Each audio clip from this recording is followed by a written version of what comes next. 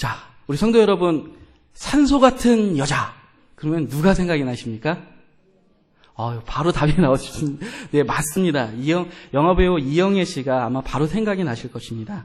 하얀 얼굴에 촉촉하고 생기 있는 피부 이미지를 떠오르게 하는 이 화장품 광고 카피는 이영애 씨의 이미지에 잘 맞아서 매스컴에 등장하자마자 사람들의 머리에 각인되는 그런 놀라운 현상으로 나타나게 됩니다.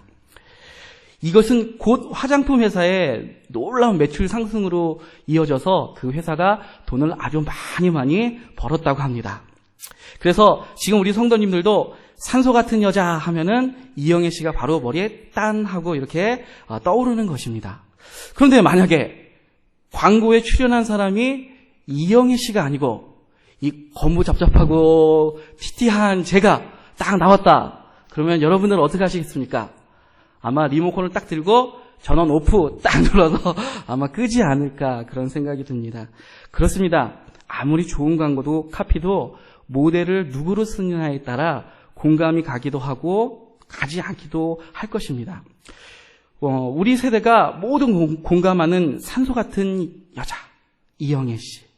그런데 만약 1000년 뒤 세월이 흐른 먼 미래에 누군가가 그 시대의 사람들에게 산소 같은 여자 하면 누가 생각납니까? 라고 질문한다면 그 사람들도 역시 이영애라고 답을 할까요?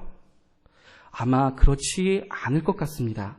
산소 같은 여자는 도대체 뭐고 이영애는 누구냐라는 의구심만 머릿속에 가득하게 될지도 모릅니다. 오늘 우리가 읽은 이 본문의 내용이 이와 비슷하지 않나 합니다. 오늘 본문은 마태복음 11장 16절에서 19절까지의 말씀으로서 예수님의 다른 비유에 비해 다소 난해해 보입니다.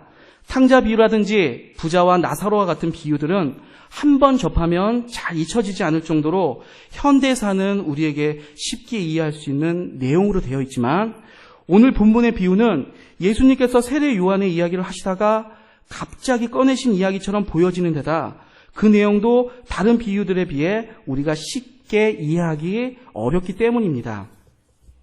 오늘 본문 16절, 17절 비유 내용을 다시 한번 읽어보겠습니다.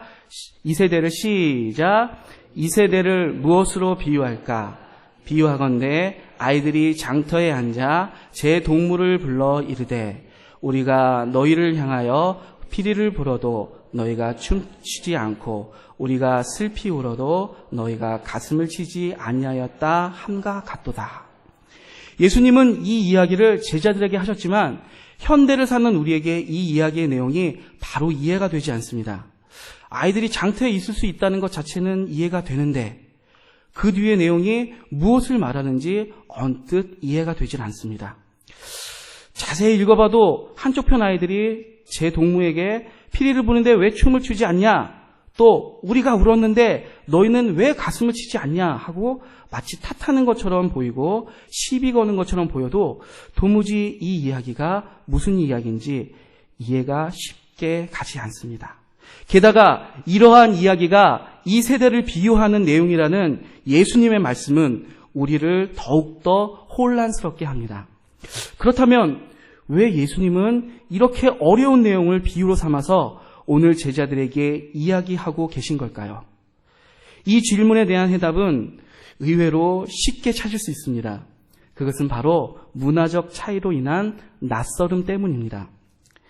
오늘 본문의 비유 이야기는 예수님 당시 장터에서 쉽게 볼 수 있는 아이들의 놀이 이야기입니다. 마치 우리가 어렸을 때 자주 했던 숨바꼭질과 같이 이스라엘에서는 매우 흔한 놀이였습니다. 그러므로 우리로서는 당시 유대 아이들이 흔히 놀던 놀이를 잘 알지 못했기 때문에 이해하기가 어려웠지만 당시의 사람들이 예수님의 제자들이나 유대인들은 이 놀이를 잘 알고 있었기 때문에 매우 친숙했기 때문에 결코 이해하기 어려운 내용이 아니었다는 것입니다. 예수님은 이러한 친숙한 이야기 속에 자신이 하고 싶은 말을 담아서 듣는 이들이 쉽게 이해할 수 있도록 하신 것입니다.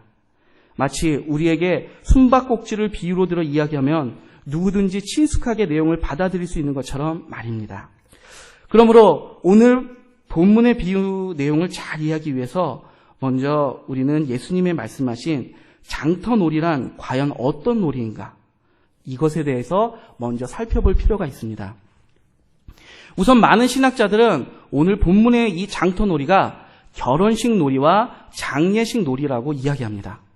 본문 17절을 보면 우리가 피리를 불어도 너희가 춤을 추지 않았다 에서 나타나는 피리를 불고 춤을 추는 것은 결혼식 놀이를 가리키고, 우리가 슬피 울어도 너희가 가슴을 치지 않았다 에서 나타나는 가슴을 치고 애곡하는 것은 장례식 놀이를 의미한다고 말합니다. 그러나 하나의 놀이 속에 결혼식 놀이와 장례식 놀이가 다 포함된 것인지, 아니면 결혼 놀이 따로 장례 놀이 따로인지는 학자마다 견해가 다 다릅니다. 또한 한 그룹이 다른 그룹에게 결혼 놀이 하자 또는 장례 놀이 하자라고 제의한 것인지, 아니면 서로 그룹들이 모여서 의논하여 결혼 놀이라든지 장례 놀이를 결정하는 것인지도 확실하게 밝혀진 것이 없습니다. 뿐만 아니라 결혼식 놀이는 여자아이들 놀이, 장례식 놀이는 남자아이들 놀이였는지, 아니면 남녀 구분 없이 다 이렇게 모여서 혼성 놀이였는지 관에서도 딱히 일치를 보지 못하는 것이 이 이야기의 내용입니다. 다행히도 이러한 견해의 차이는 본문의 해석에는 별로 큰 영향을 주지 않으므로 우리가 깊게 생각하지 않아도 됩니다. 이게 참 다행입니다.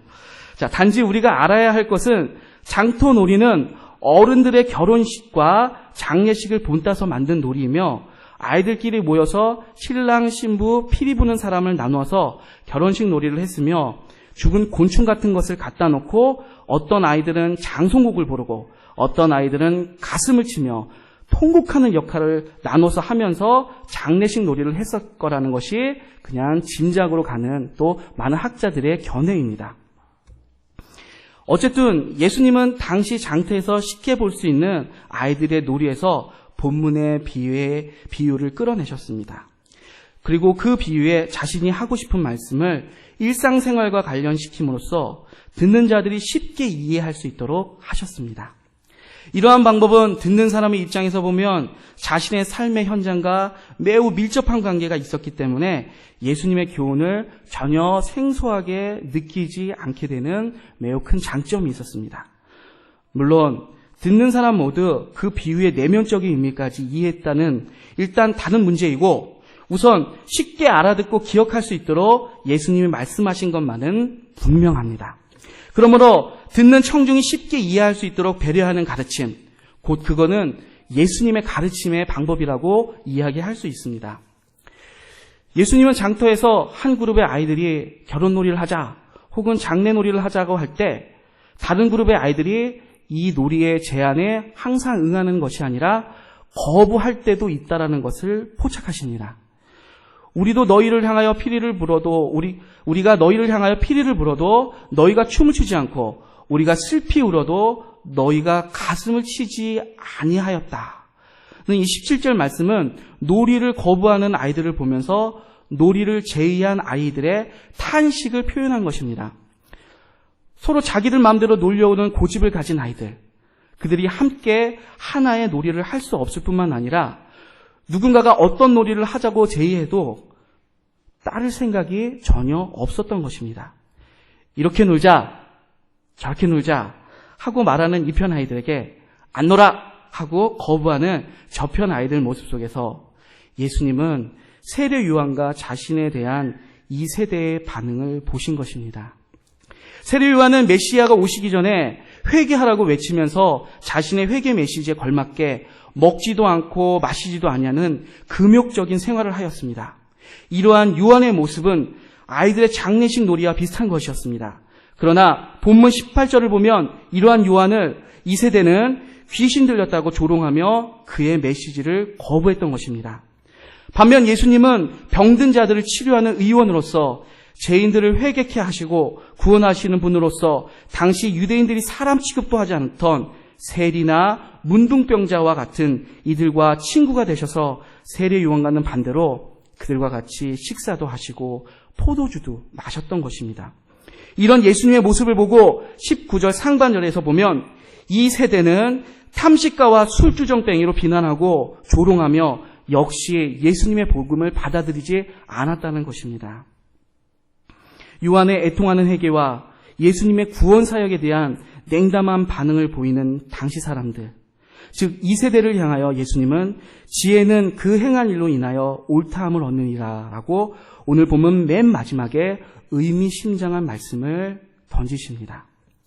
예수님의 이 의미심장한 말씀을 이해하기에 앞서 먼저 한 가지 문제를 해결해야 합니다. 그것은 우리가 너희를 향해 피리를 불어도 너희가 춤을 추지 않고 우리가 슬피 울어도 너희가 가슴을 치지 아니하였다라는 말 속에서 과연 우리는 누구고 너희는 누구를 의미하느냐 하는 점입니다. 이 문제를 먼저 해결해야 합니다. 우리는 요한과 예수님이고 너희는 당시에 예수님과 요한을 대적하던 바리새인들과 서기관인가? 아니면 반대로 우리는 바리새인과 서기관들이고 너희는 요한과 예수님을 나타내는 말인가? 잘 이렇게 구분하실 수 있겠습니까? 신학자 요아킴 예레미야스라는 예레미야스라는 그런 신학자는 바리새인들과 서기관들이 자기들 마음대로 놀이를 하자고 고집하는 우리로 보았습니다. 그는 늘 자기 마음대로 판단하고 고집부리는 바리새인들과 서기관들이 오늘 본문에서 말하는 우리라고 하는 그 표현한 쪽과 잘 맞는다고 생각을 했습니다. 그러나 오늘 본문 17절에서 19절까지의 병행 구절들은 이 문제에 대한 명확한 해답을 제시해주고 있습니다. 그래서 제가 오늘 PPT 화면을 하나 준비했습니다. PPT 화면 한번 같이 보시겠습니다. 자, 여기 보면 17절 A하고 A, B, B 다시 A 다시 이렇게 제가 17절, 18절, 19절을 이렇게 놓았는데 이게 이 부분을 제가 설명을 해드리겠습니다. A 부분에 우리가 너희를 향하여 피리를 불어도 부분은 A의 인자가 와서 A 다시에 인자가 와서 떡을 먹고 마시는 것과 병행이 되고 있습니다. 또 A 부분에 춤을 추지 않는다라는 부분은 A 다시에 예수님을 먹기를 탐하고 포도주를 즐긴다고 비난하는 그런 내용과 병행을 이룹니다. 이것과 마찬가지로 이제 B 부분 한번 보시겠습니다. B 부분에 우리가 슬피 울어도 부분은 B 다시에 요한이 와서 먹지도 않고 마시지도 아니하매라는 부분과 병행을 이루고 있습니다. 또 B 부분 후반부에 너희가 가슴을 치지 아니하였다 하는 부분은 역시 B 다시 후반부에 그들이 말하기를 귀신이 들렸다 하더니 라는 부분과 병행구를 이루는 것을 우리가 또 확인할 수 있습니다. 자, 이것을 제가 쉽게 정리해서 이야기를 해드리겠습니다. 예수님께서 기쁨의 천국 복음을 전하셨는데 이 복음을 들은 바리새인들과 서기관들은 냉담한 반응을 보였고 오히려 초청자이신 예수님을 먹보와 술꾼으로 조롱하며 그 복음을 받지 않았으며 요한도 천국이 가까이 왔으니 회개해야 한다는 메시지를 전했는데 그들은 예수님 때와 마찬가지 반응으로서 냉담했으며 요한을 귀신 들린 자로 몰아세우며 따르지 않았다는 것이 오늘 병행구의 이야기입니다. 그러므로 오늘 본문에서 말하는 우리는 복음을 전하는 예수님과 회개를 외치는 요한으로 보아야 하고 이러한 복음과 회개의 외침에 대해 냉담한 반응과 조소를 퍼붓는 유대인들을 바로 너희로 보아야 할 것입니다. 자, 복음을 전하는데 그 복음을 받지 않고 오히려 조롱하는 바리새인들과 서기관들, 그들을 향해 예수님은 지혜는 그 행한 일로 옳다함을 얻느니라 라고 의미 있는 말씀을 하십니다. 이 말씀 그대로 풀이하면 행한 일이 옳으냐 그르냐에 따라 지혜로운지 어리석은지가 판단된다. 그러므로 올바른 행함을 한 것이 지혜다. 다시 한번 말씀드리겠습니다. 행한 일이 옳으냐 그르냐에 따라 지혜로운지 어리석은지 판단된다. 그러므로 올바른 행함을 한 것이 바로 지혜다. 라는 것을 오늘 예수님이 말씀하신 것입니다. 본문에서 유대인들은 요한과 예수님이 전하신 천국 복음의 진리를 불신앙하면서 요한은 먹을 것을 안 먹고 마실 것을 안 마시는 귀신 들린 자니까 싫고 예수님은 먹고 마시는 탐식가니까 싫다라는 식으로 자신들을 정당화합니다. 즉 전하는 자가 싫으므로 복음도 싫은 것이 당연하다고 자기 자신들을 아주 정당화하는 그런 사람들이었습니다. 그러나 아무리 그들이 요한을 싫어하고 예수님을 싫어해서 하나님의 복음을 거부하는 것이 정당하다고 주장한다 하더라도 하나님의 지혜는 요한의 삶과 메시지, 예수님의 삶과 메시지에 의해서 또 그 결과에 의해서 정당성이 입증될 수밖에 없다는 것입니다. 그러므로 복음을 받지 않는 이들은 어리석은 것이며 복음을 전한 예수님과 요한은 참 지혜자인 것이 입증될 수밖에 없는 것입니다. 우리는 오늘 하나님이 주시는 본문 말씀에서 몇 가지 교훈을 살펴보려고 합니다. 첫째, 우리 시대에도 너무나 확실한 회개의 복음과 메시지가 우리에게 전해지고 있음에도 불구하고 냉담 내지 조롱의 반응을 보이는 자들의 있고 그들에 대한 탄식의 소리가 우리 안에서 나와야 될 것입니다. 탄식하는 마음 없이 복음의 열정이 있을 수 없습니다. 이 시대가 비록 예수님 시대보다 더한 냉담과 조롱을 할지언정 그들을 향한 안타까운 탄식의 마음을 잃지 않는다면 우리는 복음을 전하는 일을 결코 소홀히 하지 않게 될 것입니다. 둘째로, 믿는 우리는 하나님의 말씀을 들을 때 어떠한 반응을 보이는가를 스스로 살펴보아야 합니다. 성도가 말씀을 들을 때 바리새인들과 서기관들처럼 냉담 내지 조롱의 반응을 보이지 않는다고 해도 요한의 장성국에 무감각하고 예수님의 결혼식 필요에 무관심하다면 그것은 주님의 놀이에 응하는 것이 아니라 나의 놀이를 고집하는 것과 똑같은 것입니다. 강단에서 목사님을 통해 하나님의 회개의 말씀과 복음의 말씀이 선포되고 있는데 내 안에 사모하는 마음 없이 무관심하다면 주님의 놀이를 거부하고 나의 놀이를 고집하고 있다고 한다는 것을 우리는 기억해야 할 것입니다. 그러므로 만약 내 안에 춤을 추지도 통곡을 하지도 않는 마음이 있다면 우리는 나의 놀이를 즉각 포기하고 주님의 놀이에 응해야 합니다. 왜냐하면 바로 그것이 또한 그러한 결단이 천국 백성의 바른 삶의 태도이기 때문입니다. 셋째로, 우리는 복음을 맡은 자로서 그에 합당한 삶을 살아야 합니다. 마태복음 28장 19절에서 20절을 보면 그러므로 너희는 가서 모든 족속을 제자로 삼아 아버지와 아들과 성령의 이름으로 세례를 베풀고 내가 너희에게 분부한 모든 것을 가르쳐 지키게 하라라고 예수님이 우리에게 복음의 전할 자로 소임을 맡기셨습니다. 그러므로 우리는 모두 그리스도의 복음을 맡은 그런 자들입니다. 복음을 맡은 자들은 그에 합당한 삶을 살아야 그 삶을 통해 복음이 온전히 전해질 수 있습니다. 만약 전하는 복음과 삶이 불일치하다면 복음을 듣는 이들로부터 우리는 질타를 면치 못할 것입니다. 요한과 예수님께서는 철저하게 자신의 복음에 합당한 삶을 사셨습니다. 요한은 금욕하였고 예수님은 주위의 시선에 아랑곳하지 않고 세리와 죄인들과 어울리셨습니다. 비록 주위에서 예수님과 요한을 먹보와 기승 들렸다고 조롱했지만 그들의 판단 속에 아랑곳하지 않고 전한 복음은 합당한 것이었고 또 합당한 삶이었습니다. 그렇다면 우리는 어떤 삶을 살고 있는지 되돌아봐야 합니다. 혹 세상 속에서 신앙인으로 살아가면서 먹으면 먹는다고 뭐라고 하고 먹지 않으면 먹지 않는다고 뭐라고 하는 세상 사람들이 판단이 무서워서 그 속에 섞여 살아가기 위해 나는 혹시 타협하는 생활을 하고 계시지는 않으십니까? 그리스도인이라 술을 먹지 않는다고 하면 융통성이 없다고 뭐라고 해서 그런가 싶어 술을 먹기 시작하면 그러고도 내가 예수 믿는다고 할 수 있냐고 따지는 것이 바로 세상입니다. 물이 맑으면 물고기가 고이지 않는다고 뭐라고 하고 물이 혼탁해지면 그때는 물이 썩었다고 뭐라고 하는 세상 사람들의 판단에 우리는 결코 휩쓸려서는 안 됩니다. 그것이 비록 세상이 우리에게 등을 돌릴지라도 말씀대로 살고 있다면 그것이 바로 지혜를 입증하는 우리의 삶임을 명심하시기를 소원합니다. 마지막으로 아무리 힘들어도 복음 전하는 것을 포기해서는 안 됩니다. 예수님 당시 유대인들은 세례 요한과 예수님으로부터 직접 천국 복음을 들었지만 그들은 냉담함과 조롱으로 복음을 거부하였습니다. 오늘 본문엔 이들을 향한 예수님의 깊은 탄식이 담겨져 있습니다. 오늘날은 어떻습니까? 예수님 당시와는 다르게 복음을 받는 이들이 많아서 복음 전하기 쉬우십니까? 우리가 전도지를 들고 나가 나눠줄 때 대다수의 사람들의 반응이 냉담하지 않습니까?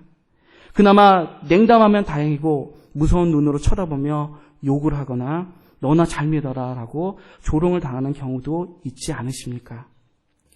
마치 예수님 당시 유대인처럼 그들은 우리를 조롱합니다. 그러나 중요한 것은 비록 그들의 복음을 거부하고 복음을 전하는 우리를 조롱한다 하더라도 우리는 이 복음을 전해야 한다는 것입니다. 예수님이 한 번도 그들을 향해 복음 전하기를 포기하지 않으셨던 것처럼 우리도 결코 포기해서는 안 됩니다. 왜냐하면 누구든지 예수 이름을 믿는 자들에게는 구원을 선물로 주시기 때문입니다. 말씀을 마치겠습니다. 사랑하는 성도 여러분, 예수님은 천국 복음을 받아들이지 못하고 오히려 냉담한 반응과 조롱의 반응을 보였던 그 시대의 사람들을 향해 탄식하셨지만 그들을 끝까지 사랑하셨습니다. 그러므로 우리도 이 세대를 향한 탄식의 마음은 가지되 그들을 미워하는 것이 아니라 사랑하는 마음을 가지고 그들을 향해 끝까지 포기하지 않고 복음을 전하시는 우리 모든 성도님들 다 되시기를 진심으로 소원하겠습니다. 오늘 이 말씀을 생각하시면서 저희 주여 한번 부르고 같이 기도하겠습니다.